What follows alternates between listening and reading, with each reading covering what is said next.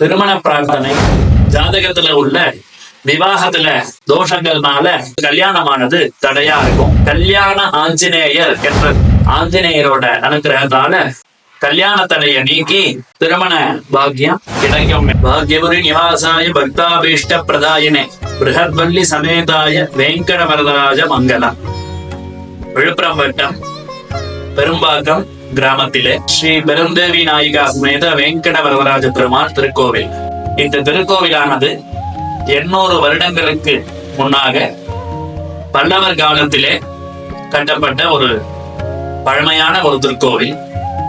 இந்த திருக்கோவில்ல பெருந்தேவி தாயார் சமேத வெங்கட வரதராஜ பெருமாள் பிரதான கடவுளாக அருள்பாலித்துக் கொண்டுள்ளார். இவ்வாலயம் தென் அஹோபிலா என்று மங்களாசாசனம் பாடல் பெற்ற திருத்தலம்.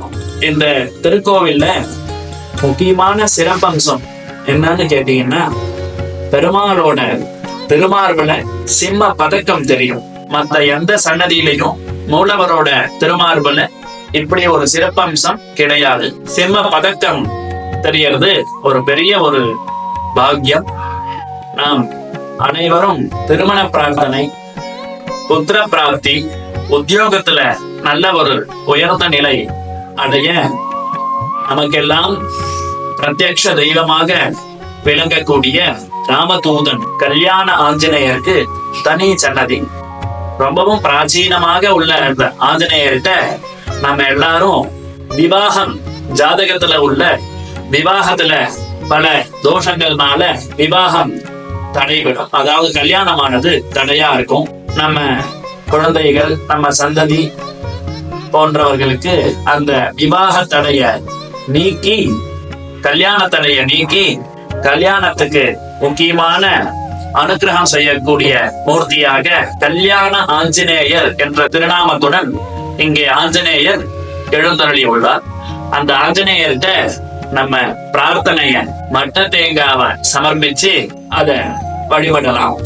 முதல்ல அதுக்கு என்ன பண்ணணும்னா, நீங்க ஆலயத்திற்கு வந்து நெய் தீபம் 3 எடுத்துக்கணும்.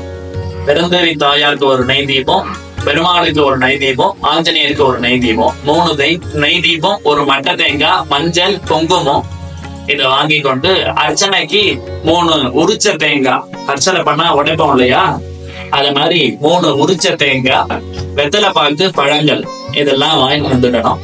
புஷ்பம் வாங்கி வரலாம். பெருந்தேவி தாயார்கிட்ட நெய் தீபம் ஏற்றி தாயார்கிட்ட மன உருகி பிரார்த்தனை செய்து ஒரு அர்ச்சனை பண்ணிக்கணும். அப்புறம் வெங்கடவரதன் கருணாமூர்த்தியாக இருக்கக்கூடிய வெங்கடவரதன் வந்து அந்த மட்ட தேங்காவை வச்சு நெய் தீபம் ஏற்றி பெருமாளுக்கும் பெருமாள்கிட்டையும் ஒரு அர்ச்சனை பண்ணிக்கணும். 3ஆவதாக அந்த மட்ட தேங்காவை கொண்டு போய் ஆஞ்சநேயர்கிட்ட தீபம் போட்டு 9 சொத்து அந்த ஆஞ்சநேயரை கையில வச்சுட்டு, சீக்கிரமா எனக்கு கல்யாண பிராப்தியை கொடு, சந்தான பிராப்தியை கொடு, நமக்கு என்ன பிரார்த்தனை இருக்கோ அதை மனமுருகி ஆஞ்சநேயர்கிட்ட வேண்டிட்டு அந்த தேங்காவை ஆஞ்சநேயர்கிட்ட சமர்ப்பிச்சு தேங்காவை வச்சு நம்ம அர்ச்சனை பண்ணி வேண்டிட்டோம்னா மிகவும் வரப்பிரசாதியாக உள்ள ஆஞ்சநேயர் உடனே அந்த பாக்கியத்தை கொடுத்துள்ளார். இது இன்னைக்கு நேற்றையும் பண்ணல, தொன்று தொட்டு பல வருடங்களாக ஆஞ்சநேயர்கிட்ட பக்தர்கள் பல பிரதேசங்களில் இருந்தும் வந்து பிரார்த்தனைய பண்ணிட்டு இருக்கா. ஆஞ்சநேய மூர்த்தி அருளான அந்த பிரார்த்தனை விரைவில் ஆஞ்சநேயரோட அனுகிரகத்தால விரைவில் திருமண பாக்கியம், சந்தான பிராப்தி, உத்தியோக பிராப்தி எல்லாம் கிடைக்கும் என்பது பெருமாள் அனுகிரகம். இந்த கோவிலுக்கு அழகிய சிங்கர் பலமுறை மங்களாசாசனம் செய்துள்ளார். மேலும் முக்கிய பிரமுகர்கள் அனைவரும் பலரும் வந்து நம்ம பெருமாளை சேவிச்சு அனுகிரகம் பெற்றுள்ளார்கள். எனவே பக்த கோடிகள் அனைவரும் பெரும்பாக்கம் கிராமத்திற்கு வந்திருந்து ஸ்ரீ வெங்கட வரதராஜனின் அனுகிரகத்தையும் ஆஞ்சநேய சுவாமியின் அனுகிரகத்தையும் பெற்று நல்ல பதத்தார் மனை வாழ்ந்து நீங்காத செல்வம் நிறைய பெற்று வெங்கட வரதராஜனின் அனுகிரகத்திற்கு பெறுமாறு பிரார்த்திக்கின்றோம். ராம் ராம்.